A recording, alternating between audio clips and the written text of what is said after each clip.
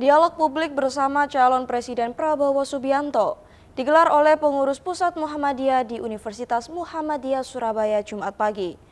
Dalam dialog publik ini, Prabowo berbicara tentang berbagai hal, termasuk diantaranya kekayaan Indonesia yang harus dijaga dan dikelola dengan baik.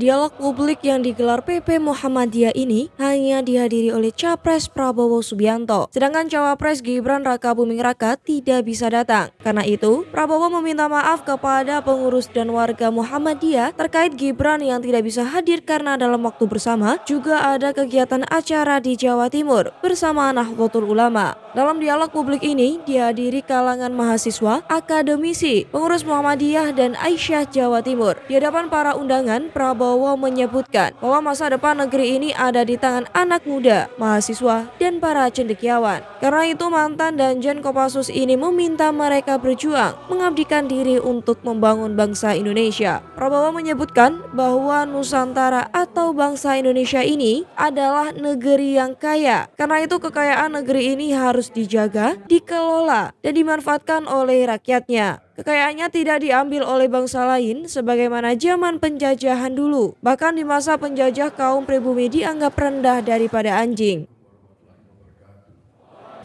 Nusantara kita ini suatu kawasan, suatu gugusan kepulauan yang sangat kaya. Ini harus kita mengerti. Ini jangan kita anggap biasa. Ini karunia. Kita harus koreksi diri kita. Kadang-kadang kita ini menganggap biasa. Bangsa lain, kita lihat saja di televisi, bangsa lain cari air saja susah. Apalagi kita diberi sumber alam yang luar biasa, saudara-saudara sekalian.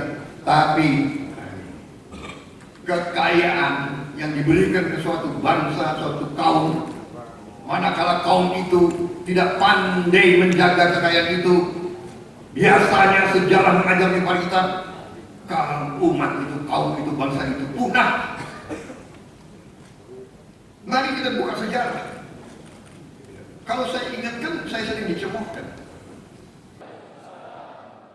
Dialog publik yang digelar oleh PP Muhammadiyah yang menghadirkan Capres Prabowo ini merupakan yang terakhir. Sebelumnya PP Muhammadiyah juga menggelar dialog publik yang sama di Jakarta dan Surakarta menghadirkan Capres Ganjar Pranowo dan Anies Baswedan. Dari Surabaya, Ali Husnan melaporkan.